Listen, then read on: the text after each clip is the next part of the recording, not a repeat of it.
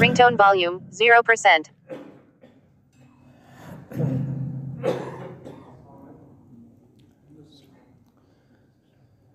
الحمد للہ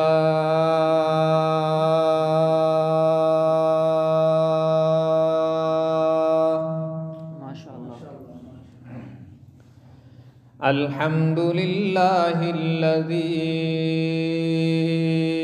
نور قلوبنا بنور الایمان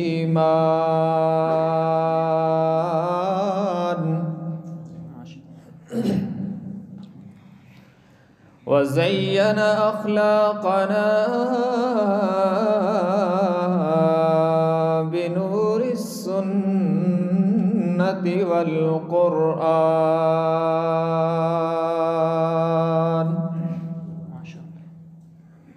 والصلاة والسلام على سيد الأنبياء محمد الذي أنزل عليه الفرقان وعلى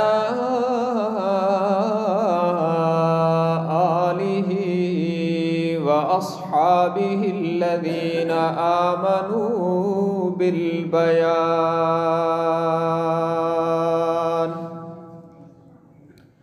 أما بعد فأعوذ بالله من الشيطان الرجيم بسم الله الرحمن الرحيم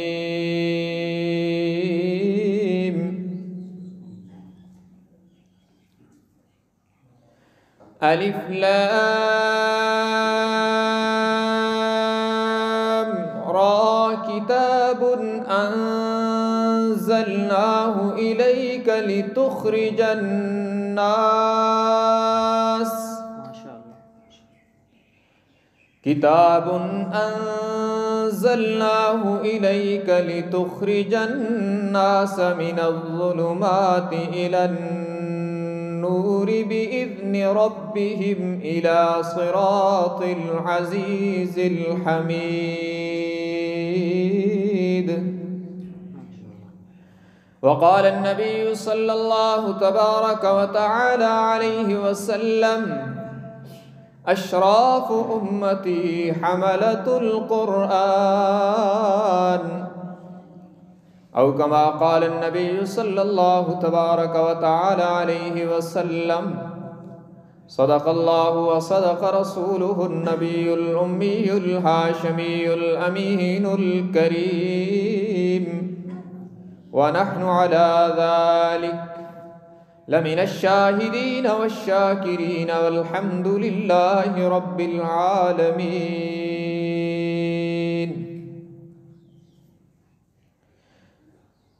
ممتاز کیوں نہ ہو اسلام دنیا بھر کے دینوں میں، ممتاز کیوں نہ ہو اسلام دنیا بھر کے دینوں میں، وہاں مذہب کتابوں میں، یہاں قرآن سینوں میں.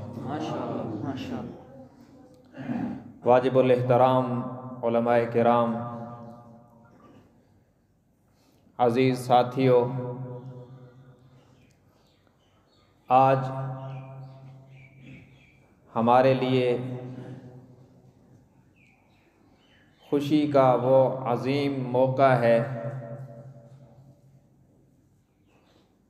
کہ مسرت کی کیفیت کو، خوشی کے جذبات کو الفاظ میں بیان نہیں کیا جا سکتا. آج کی اس محفل کے اور اس بارات کے 3 دولہا آپ کے سامنے تشریف فرما ہیں، جنہوں نے اپنے سینوں میں اللہ کی مقدس کتاب قرآن کریم کو محفوظ کرنے کی سعادت حاصل کی ہے. اور یہ بہت بڑی سعادت ہے. اللہ تبارک و تعالی ان کو، ان کے استاذی اور ان کے والدین اور ان کے خاندانوں کو، ہم سب کو مبارک فرمائے. یہ قاری صاحب کی بڑی محنت ہے، اللہ تبارک و تعالیٰ انہیں اور زیادہ استقامت اور اخلاص عطا فرمائے کہ ناظرے والی کلاس کے ٹائم میں اور بغیر کسی نگران کے اللہ کی رضا کو سامنے رکھ کر یہ بچوں پر محنت کرتے ہیں، اور یہ مبارک موقع پھر ان کی محنت کے نتیجے میں ہمیں نصیب ہوتے ہیں۔ اللہ تبارک و تعالی ان کی محنتوں کو اور زیادہ اجاگر فرمائے۔ سامعین محترم، قرآن اللہ کا کلام ہے، اللہ کی صفت ہے، اور اس کی یہ شان ہے کہ جو چیز بھی اس کے قریب جاتی ہے، جو چیز بھی اس کے ساتھ لگ جاتی ہے، اللہ تبارک و تعالی اس چیز کو عظمت عطا فرما دیتا ہے۔ آپ دیکھیں کہ کاغذ بڑے قیمتی آپ نے دیکھے ہوں گے، بڑے خوبصورت اور بڑے قیمتی پیپر آپ کی نظروں کے سامنے آئے ہوں گے، اور جس کاغذ پر قرآن کے الفاظ لکھے جاتے ہیں، ہو سکتا ہے کہ ظاہراً دنیا کی نظر میں اس کی اتنی قیمت نہ ہو، لیکن بہت سے قیمتی کاغذوں کو آپ نے پاؤں کے نیچے آتا ہوا بھی دیکھا ہوگا، لیکن جو کاغذ قرآن کے ساتھ لگ جاتا ہے اس کو یہ عظمت مل جاتی ہے کہ وہ گود میں اٹھایا جاتا ہے، ہونٹوں سے چوما جاتا ہے، اور اسے بغیر وضو کے ہاتھ لگانا بھی جائز نہیں ہوتا۔ یہ عظمت کاغذ کو قرآن کے ساتھ نسبت ہونے کی وجہ سے ملی ہے۔ کپڑے تو بہت سارے ہیں، ہم نے جو پہنے ہوئے ہیں یہ بھی کپڑا ہے، جو آپ کے گھروں میں موجود ہے، ہمارے گھروں میں موجود ہیں، وہ بھی کپڑے ہیں، لیکن اس کپڑے پر کوئی پاؤں رکھ دے تو گناہ نہیں ہے، اسے کوئی ناپاک ہاتھ لگا دے تو گناہ نہیں ہے۔ جو کپڑا قرآن کی چولی بن جاتا ہے، وہ ہو سکتا ہے کہ دنیا کی نظر میں قیمت کے لحاظ سے اس کے برابر کا نہ ہو، لیکن جب وہ قرآن کے ساتھ لگ جاتا ہے تو اتنی شان والا ہو جاتا ہے کہ اب جیسے قرآن کی آیات کو بغیر وضو کے ہاتھ لگانا جائز نہیں، اس کپڑے کو بھی بغیر وضو کے ہاتھ لگانا جائز نہیں۔ لکڑیاں بڑی ہیں، کئی ایسی بھی ہیں جو آگ میں جلتی ہیں، کئی ایسی بھی ہیں جن کے اوپر پاؤں رکھے جاتے ہیں، لیکن جو لکڑی قرآن کی رحل بن جاتی ہے، جس کے اوپر قرآن رکھا جاتا ہے، پھر اس کو بھی اللہ یہ عظمت عطا کرتا ہے کہ پھر اسے گود میں اٹھایا جاتا ہے، اسے عظمت دی جاتی ہے، اس لیے کہ اس کے اوپر قرآن کو رکھا جاتا ہے۔ تو میں آپ سے یہ عرض کرنا چاہتا ہوں کہ قرآن نہ لکڑی کے لیے آیا ہے، نہ کاغذ کے لیے آیا ہے، نہ کپڑے کے لیے آیا ہے، جبکہ ان چیزوں کی نسبت قرآن کے ساتھ ہوئی ہے۔ اللہ نے انہیں بلند کر دیا ہے۔ جن چیزوں کے لیے قرآن نہیں آیا وہ قرآن کے ساتھ لگی تو بلند ہو گئیں۔ انسان تیرے اور میرے لیے قرآن آیا ہے، جب ہم صحیح معنوں میں قرآن کے ساتھ لگیں گے تو بلند تر ہو جائیں گے۔ سبحان اللہ، سب کہہ دیں سبحان اللہ۔ سبحان اللہ۔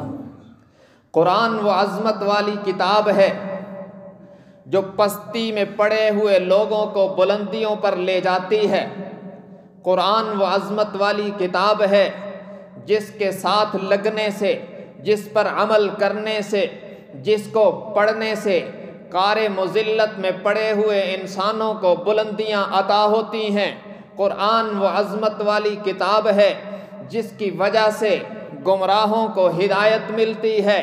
قرآن وہ عظمت والی کتاب ہے کہ جس کے پاس آنے سے، جس کے قریب آنے سے قلبانوں کو پاسبانی مل جاتی ہے۔ قرآن وہ عظمت والی کتاب ہے کہ جس کے فیض سے بکریاں چرانے والے وقت کے حکمران بنتے ہیں۔ قرآن وہ عظمت والی کتاب ہے جس کے فیض عام سے غلام زمانے کے امام بنتے ہیں۔ قرآن وہ عظمت والی کتاب ہے جس کی فیض رسانیوں کے نتیجے میں رہزن رہبر بنتے ہیں۔ ہاں مجھے کہنے دو، قرآن وہ عظمت والی کتاب ہے کہ جسے در رسول پہ آ کر پڑھے تو ابو بکر صدیق بنتا ہے، صدیق اکبر بنتا ہے، عمر فاروق اعظم بنتا ہے، عثمان ذو النورین بنتا ہے، علی حیدر کرار بنتا ہے، معاویہ مدبر اسلام بنتا ہے، عباس کا بیٹا عبداللہ مفسر قرآن بنتا ہے، مسعود کا بیٹا عبداللہ فقیہ امت بنتا ہے، ابو عبیدہ امین الامت بنتا ہے۔ بلکہ قرآن وہ عظمت والی کتاب ہے جسے در مصطفیٰ پہ آ کر حبشے کا کالا بلال پڑھتا ہے تو اتنا با کمال ہو جاتا ہے، مکے کی گلیوں میں چلتا ہے، قدموں کی آہٹ جنت میں سنائی دیتی ہے۔ یہ وہ عظمت والی کتاب ہے کہ جو بھی اس کے ساتھ لگا بلند ہو گیا۔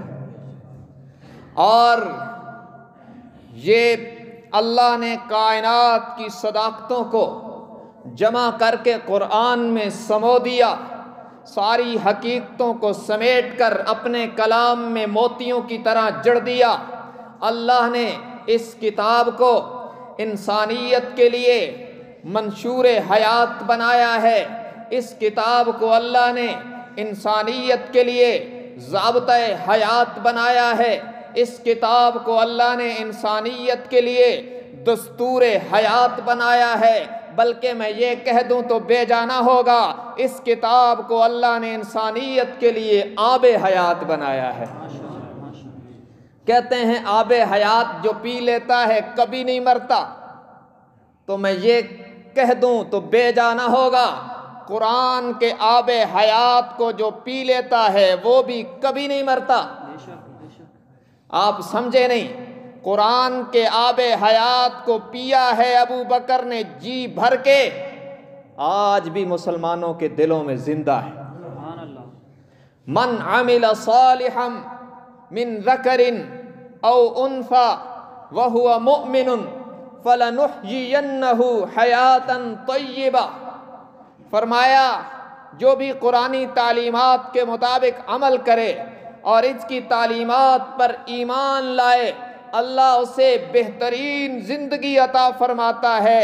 بظاہر دنیا کی زندگی کی شام بھی ہو جائے لیکن اس پر ایسی موت نہیں آئے گی کہ اس کا نام و نشان مٹ جائے۔ جنہوں نے قرآن کو اوڑھنا بچھونا بنایا وہ آج بھی زندہ ہیں۔ آج بھی میں ابو بکر و عمر کا نام لیتا ہوں، مسلمانوں کے چہروں پر مسرت آ جاتی ہے۔ کیوں؟ اس لیے کہ انہوں نے قرآن والا آب حیات پیا ہوا ہے، یہ اس چشمہ رحمت سے سیراب ہوئے ہیں، تو اب ہمیشہ کے لیے اللہ نے انہیں زندہ کر دیا ہے۔ ابو جہل کو کون جانتا ہے، اس کے اپنے بھی محبت سے نام نہیں لیتے، اور ابو بکر صرف محبت سے نام نہیں لیتے، مسلمان ابو بکر و عمر عثمان و علی کے نام پر جان فدا کرنا بھی سعادت سمجھتا ہے۔ تو میں عرض یہ کر رہا ہوں، قرآن وہ کتاب ہے کہ جو چیز بھی اس کے ساتھ لگتی ہے عظمتیں پاتی ہے، اور اگر انسان اس سے اپنا تعلق بناتا ہے تو وہ عظمت پاتا ہے کہ فرشتے بھی اس کی بلندیوں کو نہیں پہنچ سکتے۔ اور قرآن اللہ کی رحمتوں کو کھینچنے والا مقناطیس ہے۔ آپ نے وہ مقناطیس دیکھا ہوگا جو لوہے کو کھینچتا ہے، لوہے کو اس سے دور بھی رکھو تو وہ لوہے کو اپنی طرف کھینچتا ہے۔ قرآن رحمتوں کو کھینچنے والا مقناطیس ہے، جیسے لوہے کو کھینچنے والا مقناطیس جہاں ہو لوہے کو کھینچ کر اپنی طرف لاتا ہے، اسی طرح قرآن اللہ کی رحمتوں کو کھینچتا ہے، جہاں بھی اس کی تلاوت ہوتی ہے اللہ کی رحمتیں چھم چھم برستی ہیں وہاں۔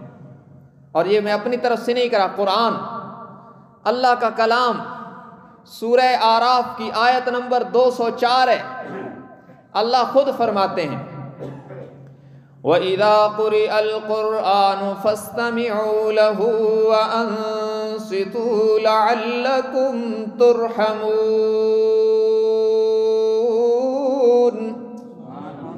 فرمایا جب قرآن پڑھا جائے، وَإِذَا قُرِئَ الْقُرْآنُ، جب قرآن کی تلاوت ہو رہی ہو، جہاں قرآن کی قرات ہو رہی ہو، قرآن کی تلاوت کی صدائیں گونج رہی ہوں، فَاسْتَمِعُوا لَهُ، توجہ سے سنا کرو، وَأَنصِتُوا، خاموش رہا کرو۔ پڑھنے والے کی تو بڑی شان ہے، پڑھنے والے کو اللہ کتنا اجر دے گا۔ فرمایا سننے والوں پر بھی اللہ کی رحمتوں کی بارشیں برستی ہیں۔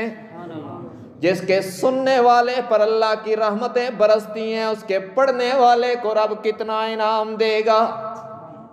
اور فرمایا جناب رسول اللہ صلی اللہ علیہ وسلم نے جن جگہوں پر، جن مقامات پر، جن درسگاہوں میں، جن گھروں میں اللہ کے قرآن کی تلاوت ہوتی ہے، اللہ ہم سب کو توفیق عطا فرمائے۔ جن جگہوں پر اللہ کے قرآن کی تلاوت ہوتی ہے، جن گھروں میں قرآن کی تلاوت کا اہتمام ہوتا ہے، فرمایا جن جگہوں پر، زمین کی جن جگہوں پر اللہ کا قرآن پڑھا جاتا ہے، یہ آسمان والوں کو یوں چمکتی نظر آتی ہیں جیسے زمین والوں کو آسمان کے ستارے چمکتے نظر آتے ہیں۔ تو ہمیں اہتمام کرنا چاہیے نا قرآن کی تلاوت کا۔ افسوس کی بات ہے آج مسلمان گھرانوں میں باقاعدگی سے ڈرامے دیکھنے والے تو موجود ہیں، لیکن بہت سے گھروں میں باقاعدگی سے قرآن پڑھنے والا کوئی موجود نہیں۔ کبھی وہ وقت تھا کہ جب گلی میں گزرتا ہوا بندہ ارد گرد کے گھروں سے قرآن سن کر محظوظ ہوتا تھا، اور آج مسلمانوں کے گھروں سے ناپاک گانوں کی آوازیں سنائی دیتی ہیں، خدا کا قرآن سنائی نہیں دیتا۔ پھر یہی وجہ ہے کہ پھر ہم ادھر ادھر بھاگ رہے ہیں مصیبتوں سے نجات کے لیے۔ ہم نے مصیبتوں سے نجات دلانے والی کتاب کو نظر انداز کیا تو اللہ نے ہمیں پھر خوار کر دیا۔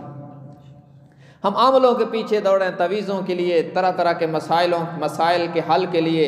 مسئلہ یہ ہے کہ ہم نے قرآن کو نظر انداز کر دیا ہے۔ حدیث میں آتا ہے جس گھر میں سورہ بقرہ پڑھی جاتی ہے شیطان وہاں داخل ہی نہیں ہو سکتا، اور ہم اس کا اہتمام کریں تو تب نا۔ بہت سے لوگ ہیں جو قرآن پڑھنا بھی جانتے ہیں اور صرف رمضان سے رمضان پڑھتے ہیں۔ کاش کہ مسلمان اس عادت کو زندہ کر دیں کہ صبح اٹھ کر سب سے پہلے گھر کے جتنے افراد قرآن پڑھنا جانتے ہیں سب سے پہلے تلاوت سے گھر کی در و دیوار کو معمور کریں، تو ہمارا رنگ بدل جائے گا، برکتوں کا نزول ہوگا۔ یاد رکھنا اللہ کے نبی نے فرمایا، قال النبی صلی اللہ علیہ وسلم تبرک بالقرآن فإنہ کلام اللہ۔ فرمایا قرآن سے برکتیں حاصل کرو اس لیے کہ یہ اللہ کا کلام ہے۔ تبارک الذی بیدہ الملک وہو علی کل شیء قدیر، تبارک اسم ربک ذی الجلال والاکرام۔ ذرا سوچئے تو صحیح نا، قرآن کیوں نہ بابرکت ہو؟ یہ جس ذات کا کلام ہے وہ ذات بھی برکت والی ہے، اور جس ذات کا کلام ہے اس کا نام بھی برکت والا۔ ارے جس کی ذات بھی برکت والی، جس کا نام بھی برکت والا، اس کا کلام کتنی برکت والا ہوگا۔ اس لیے فرمایا تبرک بالقرآن، قرآن سے برکتیں حاصل کیا کرو نا۔ فَإِنَّهُ كَلَامُ اللَّهِ، یہ اللہ کا کلام ہے، اور اس امت کو یہ شان ملی ہے، اس امت کو یہ عظمت عطا ہوئی ہے کہ باقی کسی نبی کی امت کو اللہ کا کلام عطا نہیں ہوا۔ تورات اللہ کی کتاب ہے، انجیل اللہ کی کتاب ہے، زبور اللہ کی کتاب ہے، لیکن کلام نہیں ہے۔ صرف اس امت کی شان ہے کہ محمد الرسول اللہ صلی اللہ علیہ وسلم کے ذریعے سے اللہ نے ہمیں اپنا کلام عطا فرمایا ہے۔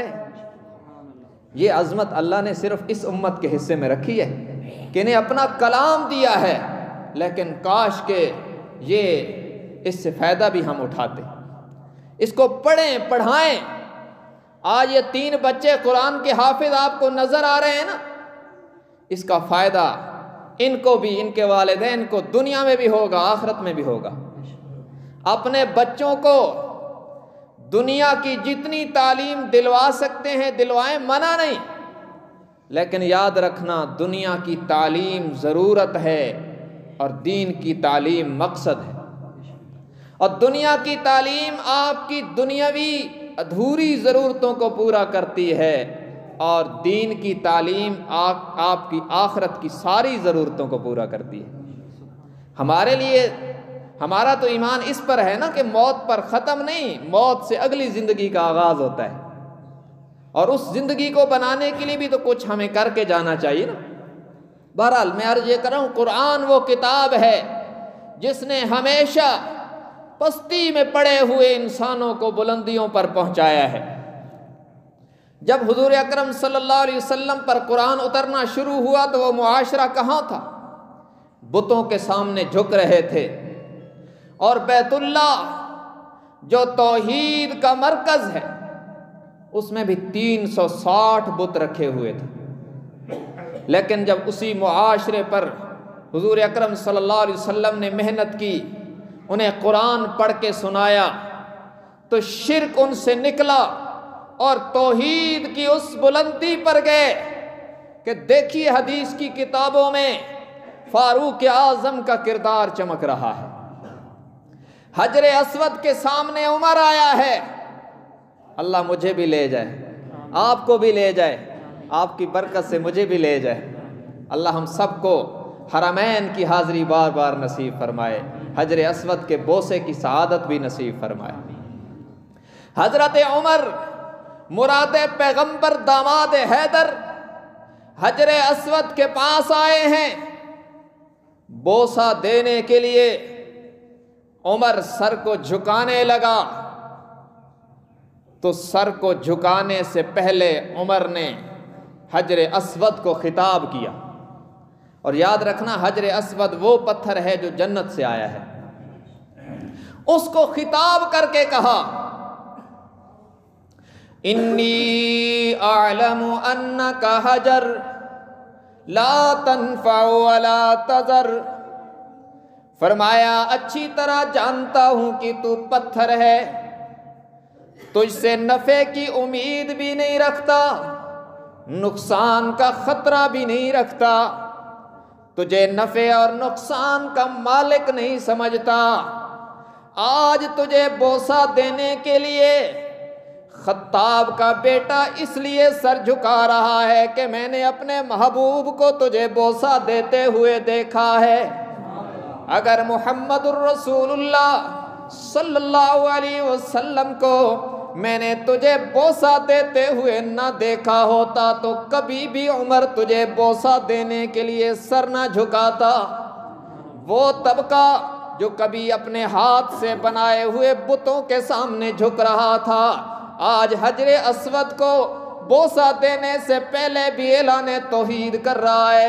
اور فاروق اعظم کی انہی اداؤں کو دیکھ کے علامہ اقبال نے کہا تیرے بوسے کو ہم دیتے ہیں بوسہ حجر اسود پر، تیرے بوسے کو ہم دیتے ہیں بوسہ حجر اسود پر، وگرنہ مسلمانوں کا کیا رکھا ہے پتھر میں۔ کہا کہ تیرے بوسے کو ہم دیتے ہیں، یعنی حضور کے بوسے کو ہم بوسہ دے رہے ہیں، وگرنہ مسلمانوں کو پتھر سے کیا لینا دینا ہے۔ اسی سے میں یہ بات بھی سمجھاتا جاؤں، حجر اسود دنیا میں سب سے افضل پتھر ہے جو کعبہ کی دیواروں میں نقش ہے اور جنت سے آیا ہے۔ حضرت عمر نے بتلایا کہ اس سے نقصان کا خطرہ بھی نہیں، نفع کی امید بھی نہیں، یعنی یہ پتھر نفع اور نقصان کا مالک نہیں ہے۔ تو پھر عقیدے کی اصلاح کر دیجئے کہ تیری انگوٹھی میں پہنا ہوا عقیق یا یاقوت یا مرجان بھی تیری قسمت کا مالک نہیں ہوتا۔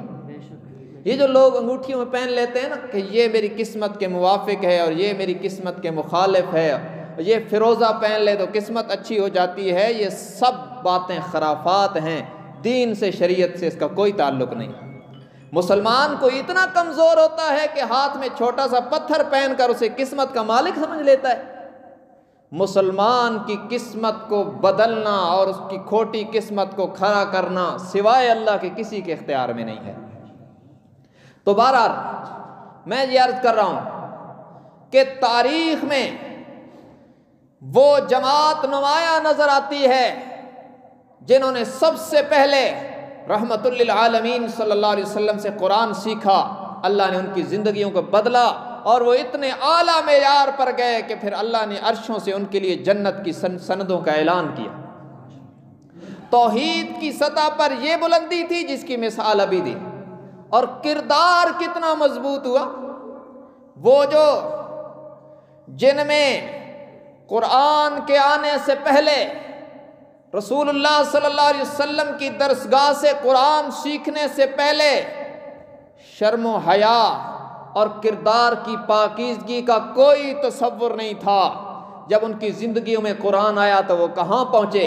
ایک اور مثال پیش کرتا ہوں، حضرت حذیفہ سہینی رضی اللہ تعالیٰ عنہ، یہ آپ صلی اللہ علیہ وسلم کے صحابی، اور یاد رکھنا سارے صحابہ کے چہرے نور والے، سارے صحابہ کے چہرے پر نور ہیں۔ قرآن کہتا ہے سیماہم فی وجوہہم من اثر السجود، کہ ان کے چہروں پر سجدوں کے آثار نظر آتے ہیں۔ لیکن سارے صحابہ میں ظاہری حسن کے لحاظ سے بھی 3 صحابہ سب سے خوبصورت، ایک حضرت دحیہ قلبی رضی اللہ تعالیٰ عنہ، جن کی شکل میں جبرائیل امین کبھی انسانی شکل میں آتے تو ان کی شکل میں آیا کرتے تھے، اور ایک حضرت جریر ابن عبداللہ جن کو حضور علیہ السلام نے فرمایا یوسف ھذہ الامہ، میری امت میں اگر حسن یوسف کا کسی نے نظارہ دیکھنا ہو تو جریر ابن عبداللہ کا چہرہ دیکھ لے۔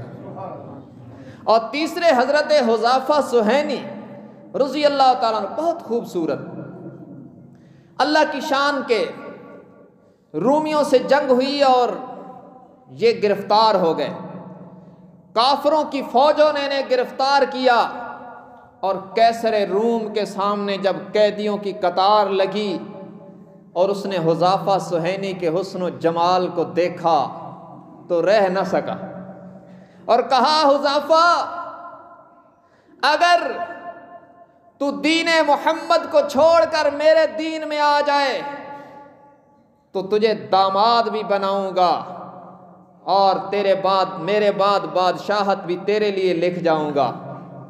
حضرت حذیفہ سہینی نے 1 سیکنڈ کا توقف کیے بغیر کہا آمنہ کے لال کی غلامی کے بدلے میں تیری شاہی پر تھوکنا بھی برداشت نہیں کرتا۔ جنہوں نے محمد الرسول اللہ صلی اللہ علیہ وسلم کی غلامی کا مزہ چکھا ہے، تیرے جیسی کروڑوں شاہیاں ان کے قدموں پہ قربان کرنے کا جذبہ رکھتے ہیں۔ کون کہتا ہے صحابہ بدل گئے تھے؟ یہ اتنے مضبوط تھے کہ یہ تو کافر کی قید میں جا کے بھی نہ بدلے۔ اور یہ ابو بکر و عمر کی کیا بات ہے، یہ تو بہت بعد والے صحابہ میں ہے حضرت حذیفہ سہینی۔ ابو بکر و عمر کا تو مقام ہی کچھ اور ہے۔ اس نے ہمیشہ کافر کے پاس ہتھیار جو ہوتا ہے اس نے وہی استعمال کیا، اور کافر ظاہر کو دیکھتا ہے، اسے ایمان کی لذت کا پتہ ہی نہیں ہوتا۔ اس نے اپنے محلات کی اوباش خواتین کو ٹاس دیا کہ یہ 8 دن کے لیے تمہارے حوالے ہے، اس کو فتح کرنا ہے۔ چنانچہ ایک جگہ پر بند کر دیا گیا حضرت حذیفہ سہینی کو ان کے ساتھ، اور جب بھی کوئی دعوت گناہ کا نظارہ سامنے آتا ہے تو رسول اللہ صلی اللہ علیہ وسلم کے اس غلام کی زبان پر قرآن گونجتا ہے۔ قل للمؤمنین یغضوا من ابصارہم ویحفظوا فروجہم ذالک ازکی لہم ان اللہ خبیر بما یصنعون۔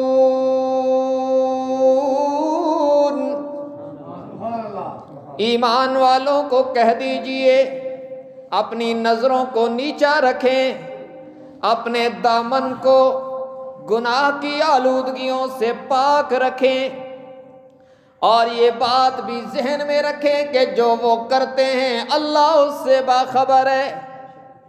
حذیفہ سہینی کی نگاہیں جھکی ہوئی ہیں، دل کی تاریں اللہ سے ملی ہوئی ہیں، زبان پہ قرآن کے ترانے جاری ہیں، دل میں ذکر خدا ہو رہا ہے۔ 8 دن گزر گئے، اس دور کی حسیناؤں نے ہر حربہ آزمایا لیکن ہر حربے کو ناکام پایا۔ 8 دن گزرنے کے بعد انہوں نے اپنے بادشاہ کو کہا یہ بندہ معلوم ہی نہیں ہوتا، فرشتہ معلوم ہوتا ہے۔ یہی کہا تھا انہوں نے جنہوں نے جناب یوسف کو دیکھا تھا، قُلْنَا حَاشَ لِلَّهِ مَا هَذَا بَشَرًا إِنْ هَذَا إِلَّا مَلَكٌ كَرِيمٌ۔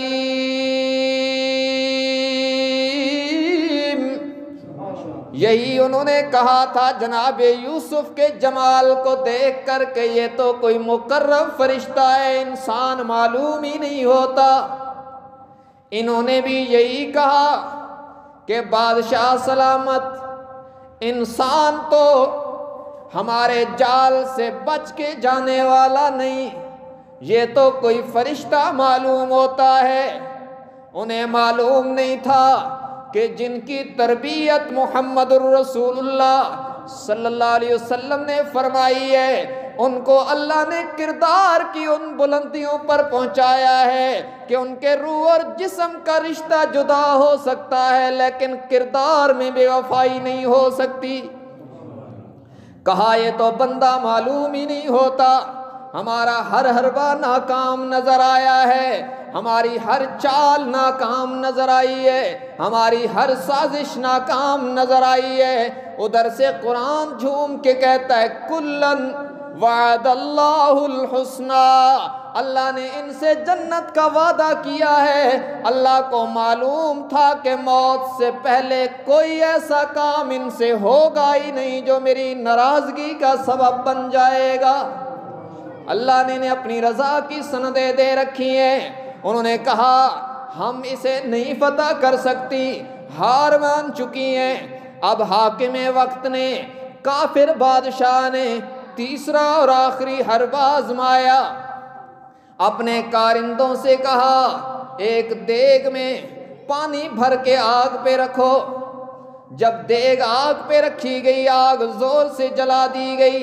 جب پانی دیگ میں ابلنے لگا، حضرت حذیفہ سے کہا اپنی جوانی پر رحم کرو، اپنے حسن و جمال پہ ترس کھاؤ، اپنی چمکتی اور رانا جوانی پہ ترس کھاؤ، ورنہ تمہیں اس ابلتی ہوئی دیگ میں ڈال دیا جائے گا، تمہاری ہڈیاں بھی پگھل جائیں گی، یا تو میرے دین میں آ جاؤ ورنہ بچ نہیں پاؤ گے۔ حضرت حذیفہ سہینی نے مسکراتے ہوئے جواب دیا، رے نادانو، ایک جان نہیں، اگر اللہ مجھے 1000 جان دے دے تب بھی آقا کی غلامی پر قربان کرنے کو سعادت سمجھوں گا۔ یہ کیا چیز ہے؟ مجھے نہ ڈراؤ موت سے، مجھے نہ ڈراؤ موت سے۔ ہم حضور کی غلامی میں موت کو سعادت سمجھتے ہیں، مر جانے کو شہادت سمجھتے ہیں۔ یہ جو دنیا کی زندگی ہے، جب اس زندگی میں ہم ہیں تو دنیا والے زندہ باد کہتے ہیں، جب اس زندگی کی شام ہو جائے گی قیامت کی صبح تک اللہ کا قرآن ہمیں زندہ باد کہتا رہے گا۔ مجھے موت کی دھمکیاں مت دو، جل جانے کی دھمکیاں مت دو، میں نہیں ڈرتا کسی سے۔ ہمارے دلوں سے آمنہ کے لال نے سوائے اللہ کے ہر چیز کا ڈر نکال دیا ہے۔ زندگی اور موت کا مالک صرف اللہ ہے۔ تیری دیکھ کے ابلنے سے موت نہیں آئے گی، اللہ کے فیصلے سے موت آئے گی۔ مجھے مت ڈراؤ اس سے۔ اس نے اپنے جلادوں کو حکم دیا، یہ ماننے والا نہیں ہے، اسے ابلتی دیگ کے اندر ڈال دیا جائے۔ انہوں نے حضرت حذیفہ سہیلی کو پکڑ کے ابلتی ہوئی دیگ کے اندر پھینک کے اوپر ڈھکن رکھ دیا ہے۔ اب عجیب نظارہ ہے، بادشاہ ہے، اس کی کابینہ ہے، اس کی عوام ہے، زندہ انسان کو ابلتی ہوئی دیگ کے اندر ڈال دیا ہے، اور دیگ آگ نیچے جل رہی ہے، اندر دیگ ابل رہی ہے۔ بہت لمبا وقت گزر گیا۔ اب انہوں نے اپنے گمان کے مطابق سوچا کہ اب تو اس کی ہڈیاں بھی پگھل گئی ہوں گی، اب تو اس کا نام و نشان بھی باقی نہیں رہا ہوگا۔ لیکن اوپر سے اللہ کی قدرت بھی مسکرا رہی تھی کہ دیگ سے ڈھکن اتارو تو صحیح نا، میری قدرت کا نظارہ نظر آئے گا، میری قدرت کا کمال نظر آئے گا، میری قدرت کا کرشمہ نظر آئے گا۔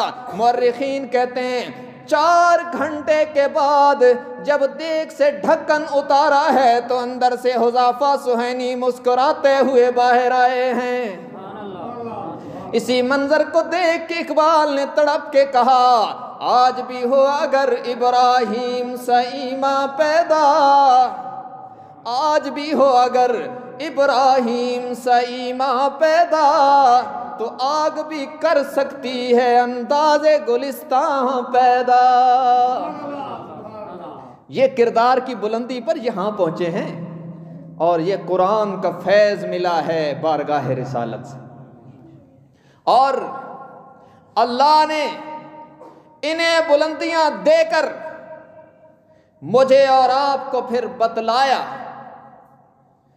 فَإِنْ آمَنُوا بِمِثْلِ مَا آمَنْتُمْ بِهِ فَقَدِ اهْتَدَوْا، کہ قیامت کی صبح تک ایمان کے زاویوں کو میرے نبی کے صحابہ کے ساتھ ملاؤ گے تو قیامت کی صبح تک اللہ کے دربار سے ہدایت کی سندیں پاتے رہو گے۔ قیامت کی صبح تک ہدایت وابستہ ہے صحابہ کے قدموں سے۔ جو یہ در چھوڑے گا وہ ہدایت نہیں پا سکتا۔ وَإِن تَوَلَّوْا فَإِنَّمَا هُمْ فِي شِقَاقٍ، فرمایا ادھر سے جو منہ موڑیں گے نا وہ گمراہی کی کھائیوں میں جا کے گریں گے، ہدایت انہیں نہیں مل سکتی۔ تو بہرحال میں یہ عرض کر رہا ہوں، قرآن وہ انقلابی کتاب ہے جو انسانوں کی زندگی میں جس نے انقلاب پیدا کیا ہے، زندگیاں بدل کے رکھ دی ہیں۔ قرآن نے آ کر آج بھی اگر ہم قرآن سے تعلق جوڑیں گے، اللہ دنیا اور آخرت میں عزتیں عطا کرے گا۔ جس معاشرے میں حضور تشریف لائے تھے، عمر کون ہے؟ عمر جو کبھی اونٹ چرانے جاتے تھے نا تو شام کو اونٹ بھوکے واپس آ جاتے تھے، اور ان کے والد خطاب انہیں ڈانٹتے تھے کہ عمر تجھے اونٹ چرانا نہیں آتا، تو زندگی میں کیا کرے گا؟ اسی عمر کو جب مصطفیٰ نے مانگا اور اللہ نے دیا، اور عمر حرکہ رسالت میں آئے، حضور سے قرآن سیکھا، تو پھر 22 لاکھ مربع میل کا فاتح اعظم نظر آیا ہے۔ پھر وہ اس بلندی پر گیا ہے کہ فرش پہ بیٹھ کر عمر مشورہ دیتا ہے، عرش سے اللہ عمر کے مشوروں کو قرآن بنا دیتا ہے۔ یہ مکہ سے مدینہ کا سفر ہو رہا ہے، اچانک ایک جگہ حضرت عمر کھڑے ہو کر نیچے گھاٹی میں دیکھنے لگے، اور لوگوں نے دیکھا کہ امیر المومنین کھڑے ہیں اور آنکھوں سے آنسوؤں کی برسات ہو رہی ہے۔ پوچھا امیر المومنین کیا بات ہے، کس چیز نے آپ کو رلایا ہے؟ اللہ آپ کو ہنستا رکھے، کس چیز نے آپ کو رلایا ہے؟ فرمایا یہ وہی جگہ ہے جہاں میں اونٹ چراتا تھا اور شام کو اونٹ بھوکے واپس جاتے تھے، اور میرا والد خطاب مجھے ڈانٹتا تھا کہ تجھے اونٹ چرانا نہیں آتا، تو کیا کرے گا زندگی میں؟ فرمایا آج اس جگہ کو دیکھ کر اللہ کا شکر ادا کر رہا ہوں کہ اللہ نے عمر کو کس پستی سے نکال کر کتنی بلندی پر پہنچا دیا ہے۔ اور یہ ساری قرآن اور صاحب قرآن کی برکت ہے۔ مجھے اور آپ کو سبق ہے نا کہ ہم قرآن کے ساتھ تعلق جوڑیں، قرآن کو پڑھنا سیکھیں، اسے سمجھنا سیکھیں، اس پر عمل کرنے کے لیے مشق کریں، محنت کریں۔ دنیا اور آخرت کی کامیابیاں اسی سے وابستہ ہیں۔ تو کم از کم ساتھی جتنے بیٹھے ہیں آپ یہ عہد کر لیں کہ ہم قرآن پڑھنا سیکھیں گے انشاءاللہ۔ دیکھیں نا اللہ پوچھے گا نہیں کہ دنیا کی تعلیم میں تو آپ نے FA BA MA تک کر لیا، میرا کلام کیوں نہیں سیکھا؟ اور جہاں حدیث میں یہ ہے نا کہ قرآن سفارش کرے گا، وہاں یہ بھی ہے کہ قرآن شکایت کرے گا۔ جیسے یہ ہے کہ جس کے حق میں قرآن سفارش کر دے گا یقیناً جنت میں جائے گا، ویسے یہ بھی تو خطرہ ہے نا کہ جس کے خلاف قرآن شکایت کر دے اس کا کیا بنے گا؟ تو کیا قرآن اللہ کی عدالت میں یہ پوچھے گا نہیں کہ ساری چیزوں کو سیکھنے کا، پڑھنے کا، اعلیٰ معیار تک لے جانے کا اس کے پاس ٹائم تھا؟ یا اللہ مجھے پڑھنے کا ٹائم اس کے پاس اتنا بھی نہیں تھا کہ اس کی سورہ فاتحہ بھی سیدھی نہیں ہوئی۔ کیا یہ سوال ہم سے نہیں ہوگا قیامت کے دن؟ اپنے بچوں کو انگلش میڈیم میں داخل کراتے ہو کہ انگلش اچھی بولیں، مجھے اعتراض نہیں، شوق پورا کرو، لیکن ان بچوں کو اچھے قاری صاحب کے پاس قرآن بھی تو پڑھاؤ کہ تیرے مرنے کے بعد تیری قبر پہ آئے تو تیری قبر میں بہار آئے۔ یہ بھی تو کوئی کام ہمیں کر کے جانا چاہیے نا۔ صرف دنیا دنیا دنیا دنیا میں اچھی تعلیم ہو، اچھا سٹیٹس ہو، اچھا عہدہ ہو، صرف ہم اس کے لیے تو نہیں آئے ہیں۔ ہمارا تو عقیدہ ہے، غافل سمجھتا ہے موت کو اختتام زندگی، غافل سمجھتا ہے موت کو اختتام زندگی، یہ ہے شام زندگی، صبح دوام زندگی۔ یہ ایک زندگی کی شام ہے، ہمیشہ کی زندگی کی صبح ہو رہی ہے موت سے۔ اس زندگی کے لیے بھی تو کچھ کر کے جاؤ نا۔ ہمارے ساتھ میرے ساتھی ہیں مولانا خالد صاحب، اللہ تعالیٰ انہیں صحت عافیت عطا فرمائے۔ ان کے باقی بھائی سارے دنیا پڑے ہوئے ہیں، ایک کاٹیج کا پرنسپل ہے، 2 ٹیچر ہیں، سارے دنیا دار ہیں سارے۔ ان کے والد نے کہا کہ میں خالد کو مدرسے میں داخل کرا رہا ہوں اس لیے تاکہ میرے مرنے کے بعد کوئی تو ایسا ہو جو میری قبر پہ فاتحہ پڑھ سکے۔ اس مولانا خالد صاحب نے حفظ کیا، آج وہ عالم دین ہیں، مدرسہ چلا رہے ہیں۔ باقی جو ٹیچر ہیں وہ تو اپنا رزق کما رہے ہیں، ان کا والد کو کیا فائدہ ہے؟ اور یہ مدرسے میں بیٹھ کر جب بھی قرآن پڑھتے ہیں تو میرا عقیدہ ہے کہ ان کے پڑھنے کی برکت سے ان کے والد کی قبر پر رحمتوں کی بارشیں برستی ہوں۔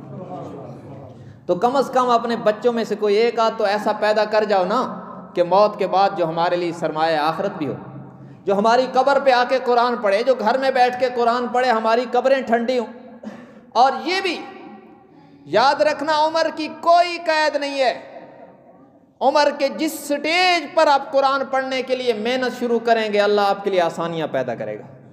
وَلَقَدْ يَسَّرْنَا الْقُرْآنَ لِلذِّكْرِ فَهَلْ مِن مُدَّكِرٍ، اللہ نے قرآن کو آسان کر دیا ہے کوئی یاد کرنے والا؟ میں نے اس زندگی میں تجربہ کیا، میرے پاس 3 آدمی اس وقت ایسے ہیں جنہوں نے بڑی عمر میں مجھ سے پورا قرآن پڑھا ہے۔ بچوں کی تو حافظے ویسے ہی صاف ہوتے ہیں، بڑی عمر میں 3 مردوں نے میرے پاس قرآن پڑھا ہے۔ ابھی وہ قرآن پڑھتے ہیں تو الحمدللہ ہمیں بھی اطمینان ہوتا ہے کہ چلو ہم سوئے بھی ہوں تو ہمارے نام اعمال میں ثواب آتا رہے گا۔ تو قرآن سیکھنے کا عزم کرو۔ جو پڑھے ہوئے ہیں آج کی محفل میں اتنا تو عزم کر لیں کہ انشاءاللہ روزانہ تلاوت کریں گے، اور جو نہیں پڑھے ہوئے وہ ارادہ کر لیں کہ انشاءاللہ قرآن سیکھیں گے۔ آپ کے پاس تو اللہ کی بڑی نعمت ہے، قاری صاحب اللہ کی شان ہے کہ ان کے اوپر کوئی نگران نہیں ہے، اللہ کی رضا کے لیے قرآن پڑھاتے ہیں۔ اور میں ان سے ابھی بھائی آصف صاحب سے بتا رہا تھا کہ یہ جب مجھ سے پڑھتے تھے تو میں نے پڑھتے ہوئے بھی ان کی کبھی نگرانی نہیں کی، ان کو سبق پڑھا دیا، اگلے دن یاد کر کے سنانا ان کا کام ہے۔ استاد ہو نہ ہو بندہ پڑھ رہا ہے، اور یہاں بھی محلے والا کوئی ہو نہ ہو، ان کے ذہن میں یہ ہے کہ بس میرا اللہ مجھے دیکھ رہا ہے، ان بچوں کو پڑھانا ہے، اور ان کی تعلیم کا نتیجہ آپ آج سٹیج پر دیکھ رہے ہیں۔ تو اس لیے ان سے فائدہ اٹھائیں، بڑی عمر کے لوگ بھی ان سے قرآن ٹھیک کرو، نمازیں ٹھیک کرو، ان سے فائدہ جتنا اٹھاؤ گے ان کا بھی فائدہ ہوگا، آپ کا بھی فائدہ ہوگا۔